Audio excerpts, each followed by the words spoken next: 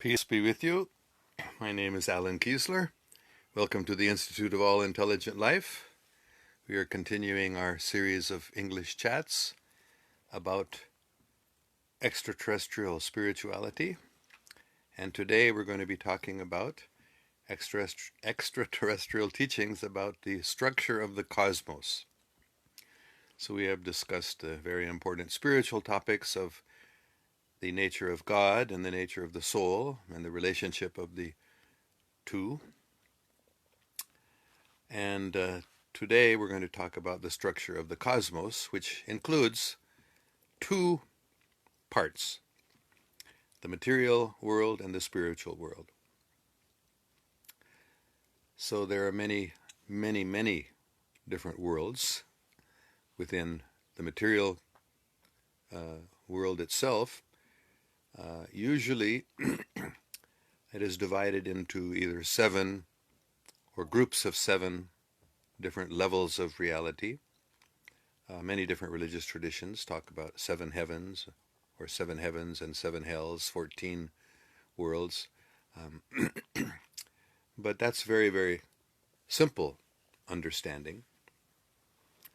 But one thing that appears quite clear from all traditions is that this is just a preliminary idea.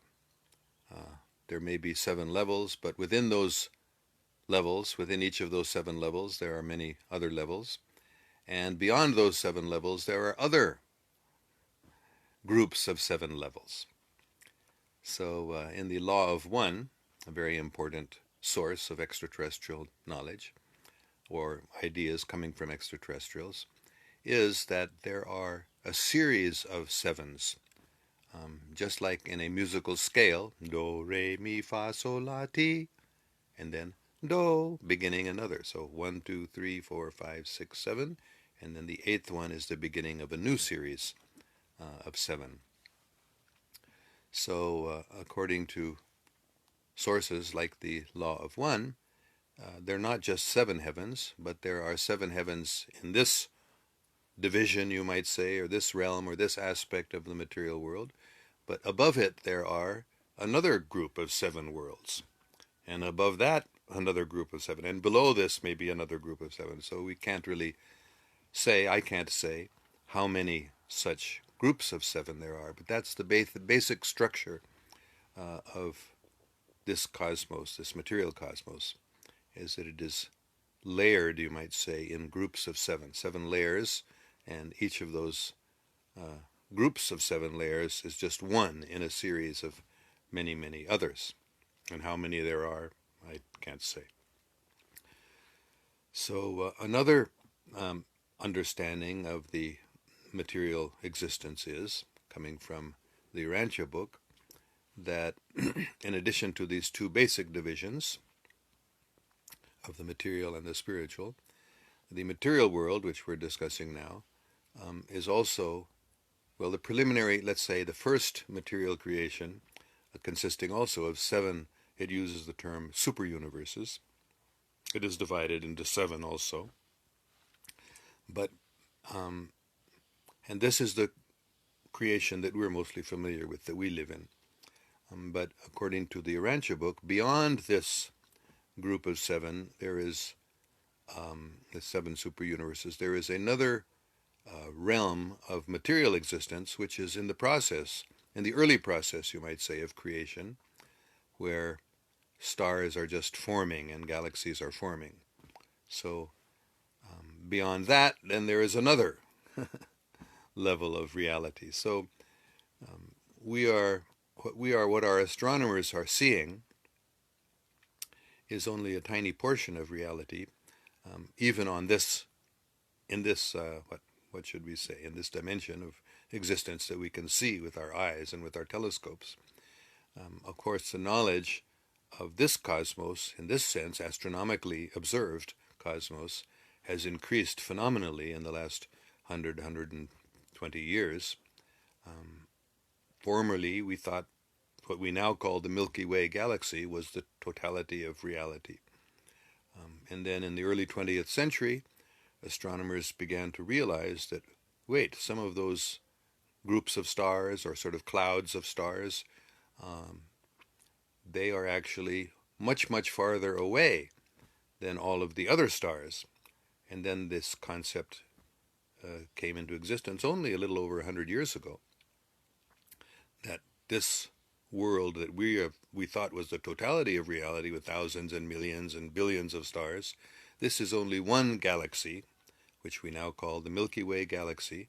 And then there's the Andromeda galaxy, which was the first one discovered, a separate clumping of stars, huge clumping of millions and billions of stars. And then gradually, as telescopes became more refined and they could see farther, and we realized that there are millions and billions of galaxies, each one of which has millions or billions of stars. So our concept in terms of material science about this universe is expanded so much in the last 100 years. So this is just one dimension, you might say, of material reality. It's very, very difficult to say how many. For me, it's not possible to say. I don't know. Maybe others can give a more accurate count, but all I can say is I know there are many, many dimensions, and densities is one word that's used for the different aspects or different degrees of reality. But this is all the material existence.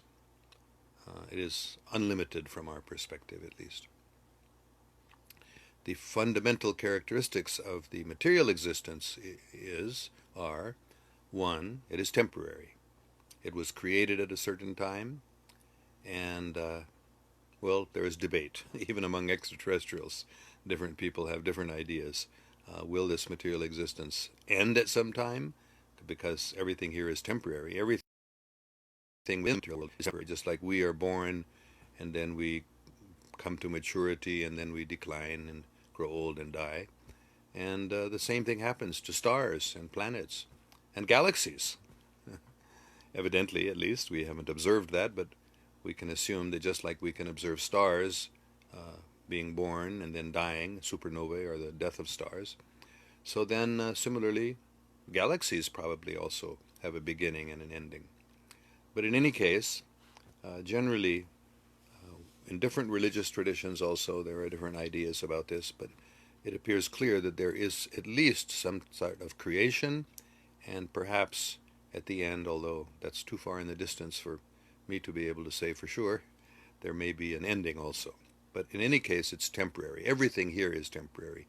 The entire cosmos may either be temporary in the sense that it comes into being, it is created, and then in the end it is finished, and then it may come into creation again after some time. That's one idea. And another idea is, that it has come into existence, and now it will continue to exist forever. But in any case, it's temporary in the sense that everything here is subject to birth, growth, decay, and death. So the second characteristic of the material universe is that it is dark by nature, ignorant, you can say. The natural characteristic of this world is that it needs something to light it, like suns, stars, or fire, or electricity. Something is required to produce light, because it is not by nature light. And another aspect of light, you can say, is knowledge, awareness. There is some knowledge here, but it is very limited, and we need to be continuously receiving more knowledge in order to grow. So that is the second characteristic. First, that it's temporary. Second, that it is dark and needs light. It is ignorant and needs knowledge, guidance. And third, there is joy and happiness here only on a very limited scale. That is, there is a lot of suffering. This world is by nature suffering. Everybody is suffering in this world. There is misery, anxiety, disease, and suffering. So that is a fundamental characteristic of this world. And we are all seeking happiness. So this is part of this creation. It seems to be involved in the very purpose of creation, in fact. That because everything here is temporary, because we are ignorant and we are not in light and understanding and knowledge, we suffer and we make mistakes and we make wrong decisions and we have misconceptions. And because of this, we are growing. We grow because of this condition of suffering. That not necessarily that we can't grow without suffering, but a big impetus to growth is when we suffer. So this seems to be widespread understanding, meaning widespread not only in our planet but throughout the cosmos, that this world that we're living in is a temporary place where everyone grows old and dies, and everyone is suffering.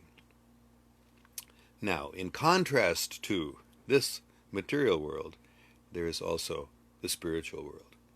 The spiritual world is a real place.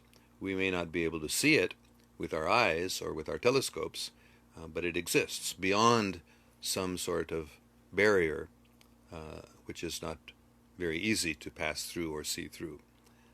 And that spiritual world is also vast, bigger even than this material world, in which there are millions and billions of galaxies, every one of which has millions and billions of planets, every one of which, all the planets are inhabited actually, maybe not in the beginning of their creation, but at some point they become inhabited, and there may be millions and billions of people on every planet, just like ours. We have billions, like over 7 billion people now, human beings.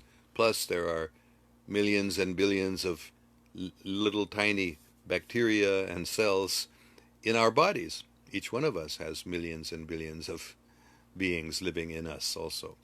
So this is the vastness of the material world. But the spiritual world is even bigger, that's the statement of extraterrestrials. And as I've said several times, I also was fortunate to witness it myself. That when I went there, I saw millions and billions, I couldn't count them, but unlimited numbers of spiritual universes. And the difference between the spiritual and material universes is the spiritual worlds are by nature full of light. They are all glowing. Everything there is glowing. Everything there is full of light. And it is eternal. It was never created. The spiritual world always existed. Just like God always existed, God was never created. Sometimes people say, what is the beginning of God? Well, the answer is God was never created. God never came into existence. Lang yalad wa lang yulid. God never began. Nobody created God. Nobody gave birth to God. And God doesn't give birth to things. God creates things. So the spiritual world never was created, just like God himself. The entire spiritual cosmos has existed from eternity and will exist until eternity. Really, the whole idea that we have of eternity is kind of based on our pretty narrow conception about time. But in any case, the spiritual world is full of light, full of knowledge and awareness, and it's eternal. It was never created, and it will never be destroyed. And people there don't go through this process of being born and growing old and dying. People there live eternally. And the other wonderful feature of the spiritual world is that everyone there is always happy. There is no misery. There is no suffering. That is only a characteristic of the material world. So in the spiritual world, everyone is eternally blissful. Everyone is forever very, very happy. Why? Because they are in harmony with each other and with God. So the spiritual world is even vaster than this material world. And the spiritual world is also populated by innumerable beings, all of whom have their residences, their places, their abodes, their planets or their stars or their universes, and they live there forever, blissfully engaged in the service of God. So this is the fundamental description of the cosmos according to various extraterrestrial sources. So I'm going to end my talk there and just see if we have any questions or comments. Okay, let's see. Shahzad Ramzan says Assalamu alaikum. Wa alaikum salam, Shahzad Ramzan Sahib. And Shujayat Hussein says also Assalamu alaikum. Wa alaikum salam. Johnson Johnny, it's good to see you, Mr. Allen. Nice to hear from you, Johnson Johnny. And Timothy Paul says, I don't even, Lamian, I don't know what that means. Johnson Johnny again says, Mr. Allen, do you have any plans to come to Pakistan again? Yes, my plan is to come to Pakistan in the month of October. Hopefully the whole month of October I will be there, God willing. And the only difficulty may be that my wife is not in good health, and if her health gets worse, then maybe she won't be able to come. And I don't want to leave her in bad health alone here, so that's the only thing I can see at the present time that might interfere with our plans to come to Pakistan in October. The other thing is we don't yet have the money for the ticket, but people have promised us they will send us some money for our airfare to Pakistan, but I'm quite sure that will come one way or the other. So I hope in October, the whole month of October, inshallah, we will be in Pakistan. So we have Chowdhury Amun Raza saying hey and hello. Hello, sir. Salam Salim Akhtar Ahir says, Sufi Salim Akhtar Ahir says, hi dear, I love you, my dear friend. Thank you very much. Sufis love everyone. That's what the meaning of a Sufi is. And Talat Zaidi says, Sir Salam, I salute you the way you teach spirituality with the touch of Islam. Yes, Islam doesn't mean what most people think. It's not some sort of limited, historically limited, or ideologically limited. Islam simply means surrender to God and the peace that comes from surrendering to God. So this Islam is universal in all times and places throughout both the material and spiritual worlds. Islam is the fundamental nature of existence, especially the nature of intelligent beings. Muhammad Ashfaq says, while engaging in material world, how to got into eternal world?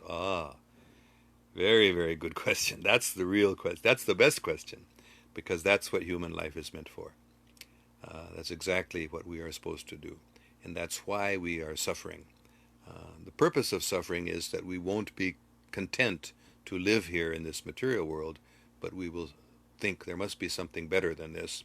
So we will ask the question, how to get into the eternal world. So first, of course, we have to get some information about the eternal world or the spiritual world. And when we do get that information, then we develop the desire, just as Muhammad Ashfaq Saab has obviously developed the desire. Can we get into that sort of place where there's no suffering, where everyone is eternally engaged in serving God and each other and loving God and each other? So, of course, that's what religion is. My understanding of religion is that it is the process of getting into the eternal world. It is the teachings, and there are many different teachings about how to live our lives in such a way that we can gradually or quickly get into the eternal world. So, as I've said many, many times, because I've been asked questions like this before, for me, and I can't say this is for everyone because there are many different types of people, but for me, the easy, simple way is just zikr, or reciting the names of God, or calling on the names of God. Therefore, I always recommend everyone, just repeat. It's very, very simple. Any name of God, Allah, Allah, Allah, Allah, Allah, Allah, Allah. Simply that process of meditating on the name of God, it raises our consciousness. It transforms our field of awareness from this material world to the spiritual world. The eternality of the spiritual world is present in the name of God. And so that is the primary teaching that I have learned and that I have practiced and that I have experienced is the way to begin the process of entering into the spiritual world. Of course, that requires that we meet and listen to people who have that knowledge of the spiritual world. So I think the very, very simple answer to your question is chant the name of God. Not only Allah. So many names of God are there. Millions and billions and trillions, because there are millions and billions of galaxies. Every galaxy has different languages, millions and billions of languages, and every language has millions of names of God, or at least many, many names of God. So we cannot limit the names of God. There are uncountable names of God. And so we can recite any name of God. In Arabic, not only Allah, but there's Rahim, Rahman, that's one very important name of God, the most merciful. And then there are so many names of God that we can recite. Akbar, Allahu Akbar, the greatest. So any name of God we can chant, either in Arabic or in Latin and Greek, and in Hebrew there are names of God in the Christian and Jewish traditions. Those are also names of God. And Adonai, very popular name of God in the Hebrew, is actually also an extraterrestrial. Extraterrestrials use that name of God, also Adonai. And then there's the name Toini, which I have been taught, an extraterrestrial name of God. Toini, Toini, Toini, Toini, Toini, Toini, Toini, Toini. I have experienced so much power and presence, the mercy of God. That's the main name. In the Quran also, in the Islamic tradition, Rahman or Rahim, Bismillah Rahman or Rahim is everywhere throughout the Holy Quran. So the merciful, the most merciful. So Toini also means the most extremely merciful. So we can recite any name of God. That's the beginning. Of course, there are many other instructions also, and I think the fundamental one is, to live a pious life, to follow moral principles, just like not lying and not stealing. In the Buddhist tradition, there are 5 basic principles: not lying, not stealing, not killing, not taking intoxication, and not engaging in illicit sex. So those 5 fundamental teachings of Lord Buddha are universal, in my experience. Those are very, very important aspect of entering into the eternal world, is to follow principles like that. And then those are restrictive principles, you may say, things not to do. Then there are positive principles, which also every religious tradition teaches, among which prayer is one of the most important. Of course, chanting the name of God is also a form of prayer, but other types of prayer, prayers of praise and thanksgiving, and prayers of forgiveness. So prayer is extremely important. And most religious traditions also stress things like pilgrimage, fasting. So there are many, many different things that we can do. And extraterrestrials also. There is the advanced extraterrestrials, because just like in this world there are selfish, evil people who may not even believe in God, or who may not even practice any sort of religion. There are also extraterrestrials like that. But the good extraterrestrials, the more knowledgeable and understanding ones, they also engage in prayer and meditation as a regular practice for elevating themselves to the eternal world. So what we experience as religious teachings in this world, they're also present in extraterrestrial existence. The main difference that I've come across is that here on this planet, I don't know why we do this, but we seem to think that my religion is right and other religions are wrong. This seems to be something that maybe some satanic people have promoted in order to get people of one religion to fight against people of another religion. It's called divide and rule policy. So evil people who would like to control the world, they create divisions between religions intentionally, or even within one religion. They create divisions between one sect and another sect, just in order to get people to fight with each other. and by that divide and rule policy, they can control us. So actually, there's only one religion. You may call it Islam, you may call it whatever you want, but that one religion is what I'm describing here, is these practices of calling on the names of God, or even in a Buddhist tradition, in which many Buddhists will say there isn't a God in the sense that we have a God in the Western traditions, or even most of the Eastern traditions. Buddhists also recite, repeat holy names. So this repetition of the names of God, or the names of divinity, or of holy beings, or of something transcendental, this is the fundamental characteristic, in my experience, of both life on this planet and a higher life on other planets. Um, and then the moral principles, certainly avoiding stealing and lying and killing, these sorts of things are quite fundamental everywhere. So that's a very, very good question, Muhammad Ashfaq Saib. And of course, we could go on and on because there are many more details, but these, I think, are the fundamental principles. Of course, worshiping God uh, in terms of not only prayer, um, but uh, especially when we're on our level of existence, we must have scriptures and study them and learn from them. There must be saints who help us understand the scriptures and who give us guidance. So, associating with saints, studying scriptures, these are fundamental aspects of uh, the process of entering into the eternal world. But of all of them, again, the most important in my experience and my knowledge and what I've been taught is citing the names of God, whether it's Allah, Allah, Allah, Allah, Adonai, Adonai, Adonai, Adonai, Toeni, Toeni, Toeni, Toeni, Tao, Tao, Tao, Tao, Tao, Tao, Ekom God, Ekom God. In many, many different languages, there are names of God. So we can choose any one of them. It doesn't matter. And we should not think my religion is right and other religions are wrong. My name of God is right and other names of God are wrong. There are millions and billions of names of God. There are actually millions and billions of different languages. So, in all of them, God has very mercifully given us names that we can meditate on and recite.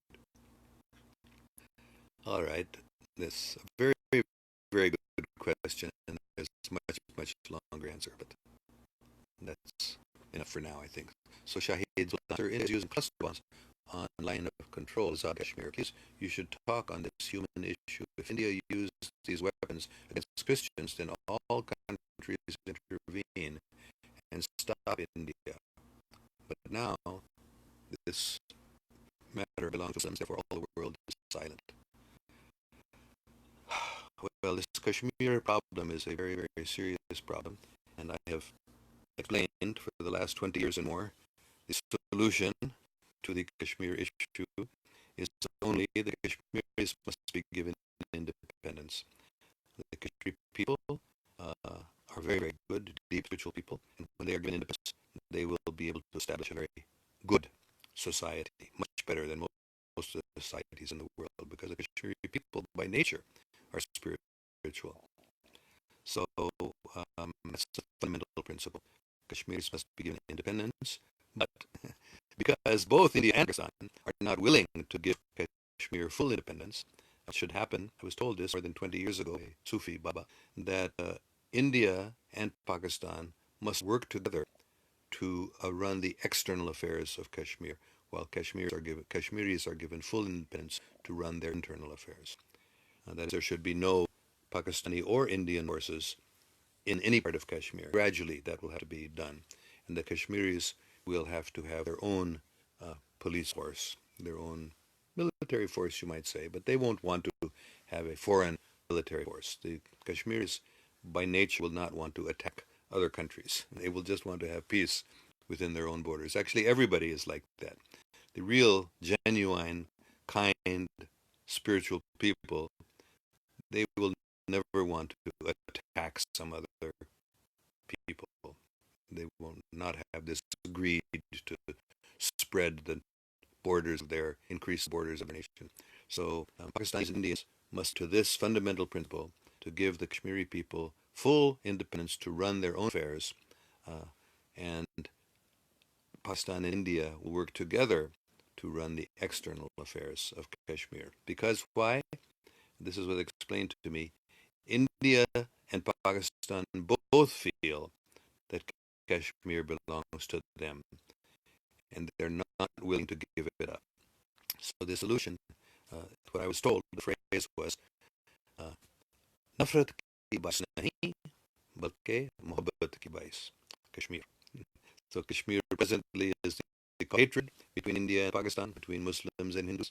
But when India and Pakistan, of course the Kashmiri people, come to this agreement, Kashmir will become the cause of love. Believe it or not, love between India and Pakistan, love between Muslims and Hindus, and of course Sikhs will also be instrumental in this. Khalistani. Pakistan means the land of the pure. Kashmir also will be the land of the pure. And this is the, what did I say, the nexus. This is the central point where world peace will be established. Believe it or not. Kashmir and conflict with India and Pakistan will be the place and the basis of, as I've been told many, many times, I've been told that very, very clearly. So this is the solution to the problem in Kashmir. And until this is implemented, no effort like stop cluster bombs or this or that will be effective. We have to give Kashmir own independence to run their own internal affairs, and Pakistan and India will have to learn to trust each other and work together. And Kashmir will remain part of both Pakistan and India. It'll be one united country, but it will be under the external, what's the right word? Not control, but the external affairs of Kashmir will be run by Indians and Pakistanis together, along with Kashmiris.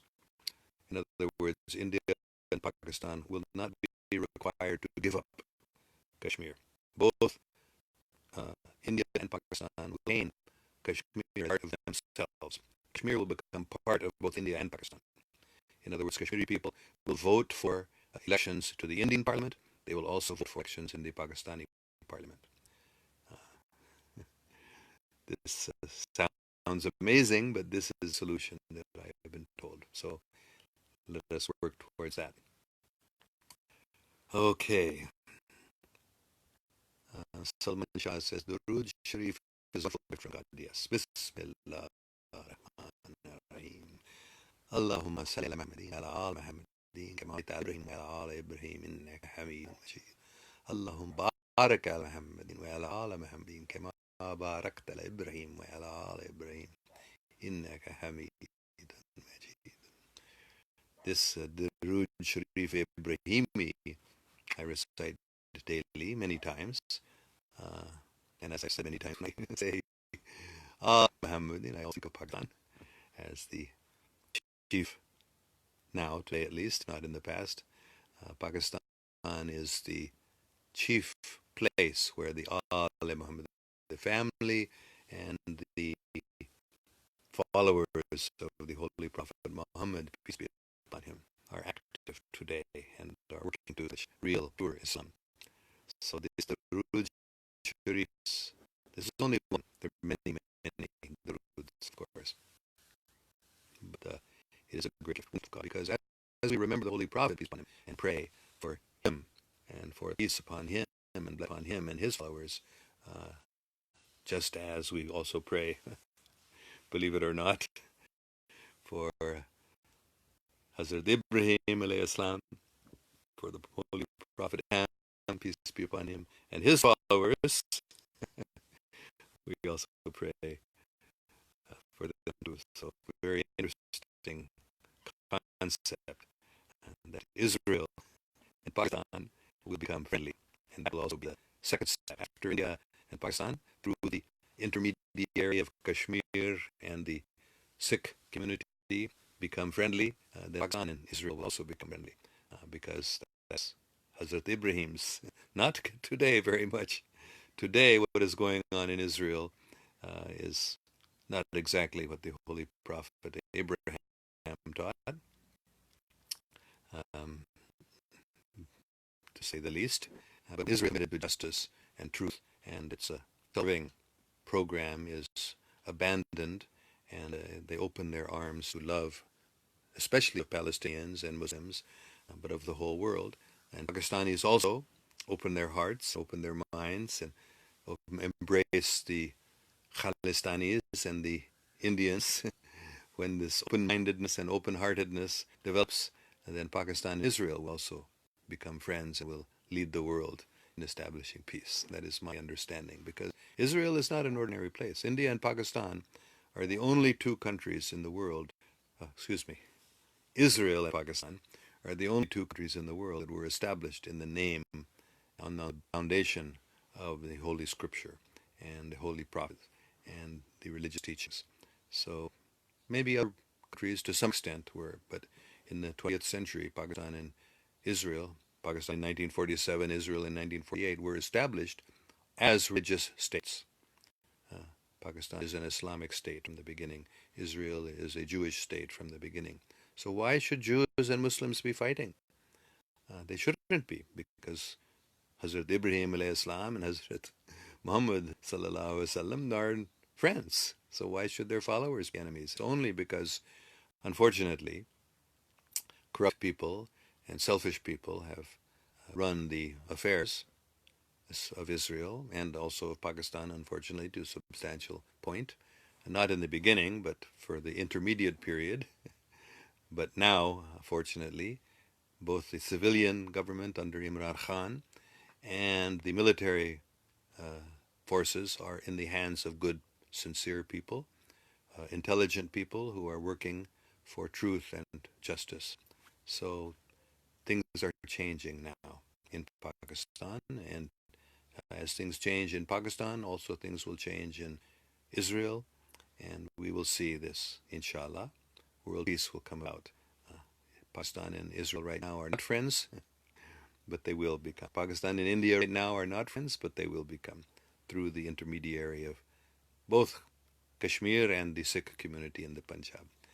They're right beside each other. So this is going to be a very, very wonderful future that we all, as Pakistanis and as Punjabis and as Sikhs and as Kashmiris, can all work on very, very carefully, intelligently, thoughtfully, to establish peace here, and then peace will spread around the world. And even Israel will become a partner in establishing peace and love amongst the nations, inshallah. All right, so Jamila Bano says, what would you say about Hazrat Khizr? Khizr, I think. Hazrat Khizr, peace be upon him, because he is still alive and meet people and help those who lost their ways. Yes. So Hazrat Khizr, peace be upon him, is still alive, definitely, and meeting people and guiding them, just like Moses and guidance to Moses. Even the prophet Moses, peace be upon him, he was a prophet of God, but he needed guidance from Hazrat Khizr. So Hazrat Khizr is a very, very exalted servant of Allah, and he is still alive and meeting people. Yes. Holy Prophet Muhammad, peace be upon him, is also still alive and meeting, and many other great prophets and saints are also still alive and meeting people and giving them guidance. Because of certainly is too. Okay, Jamila says, I heard that he is living in the water, or controlling the water. Um, I don't know about that, but I do know that he is alive giving guidance to people even today. Then she asks, is he E.T. or some kind of E.T.? Please answer. Um, that's a very good question. I think Hazrat Khazar, as far as I know, is non-being like we are human beings with perception. He's a very great, long person. So most human beings don't live more than 100 years. So he obviously is not just an ordinary human being. So we could call him an ET. Actually, this term ET or extraterrestrial uh, is a very broad term. For example, angels are not human beings. They are not from this planet Earth. So angels are ETs. Angels are extraterrestrials. So yes, I would say that Hazrat Khizr Islam is probably also an extraterrestrial, but I'm not sure. I don't know anything about his birth. Maybe he's an eternal being, never was created. I don't know. So he definitely is an extraterrestrial if he is an eternal being. But if he was created, I don't think he was created on this planet. But I may be wrong. I really don't know. So sorry, I can't definitively answer that question, but I would suggest that probably he is an ET. All right. Let's see any other questions. If Raja says, hope you are okay, inshallah. I am okay. I'm fine, thank you. What would you say about the Kashmir issue, especially movements of India's army in Kashmir? Well, as I've said many times, this Kashmir issue can be solved only when India and Pakistan agree to give the Kashmir people independence and let them run their own affairs. But their external affairs will have to be run by India and Pakistan together. So the Indians are in a very, very difficult position now. It's getting harder and harder for them to control the valley of Bay of Kashmir, especially because their whole policy is unjust. They have denied the Kashmiri people the right to choose their own future. So they're being obliged to pour more and more troops, more and more weapons, and more horrible weapons like cluster bombs and who knows what sorts of propaganda they're doing. Not only military weapons, but military propaganda or media and other types of warfare. There's many other types of warfare besides just using guns and bombs. There's propaganda warfare and mental control warfare. And so India is going to realize very soon that they can't continue this policy. It's not going to work. It's going to get out of hand. Then they will agree to some compromise with Pakistan and with the Kashmiri people to give freedom and independence to the Kashmiri people because they have to withdraw. They know their army, they can't occupy Kashmir forcefully as they're trying to do. It's not going to work. So it won't be long before the Indian people will realize we have to change our Kashmir policy, and it will be a very great relief to them to be able to withdraw their military forces and give the Kashmiri people right to run their own affairs. So, exactly, you are right, but they moving army in Kashmir, they getting ready to kill innocent peoples, which is very wrong. Yes, of course, it's very, very wrong, uh, and they're not going to be able to do it. And they're starting to realize. Intelligent Indians have already realized the Kashmir policy of military occupation has failed, and it's horrible. It's very, very unjust and offensive. It's a great zulm. It's a great injustice what the Indians are doing in Kashmir, and Indian people are also realizing that more and more. So as they do, hopefully some of the leaders also wake up to the folly of their current policy and they will change it. But right now they're desperately trying to cling on to some sort of control of Kashmir by more military movements and more weapons, and it's not going to work. So they're going to realize that before long, inshallah. Well, we really didn't get any questions about extraterrestrial spirituality very much, but anyway, we will end the class now. And thank you all very, very much for listening and for asking good questions, even though they weren't what I hope in the future people will ask questions because we're going to continue talking about extraterrestrial spirituality for a while. So as we do, I hope we can get some good questions about that also. Okay, thank you all very much. May God protect us all.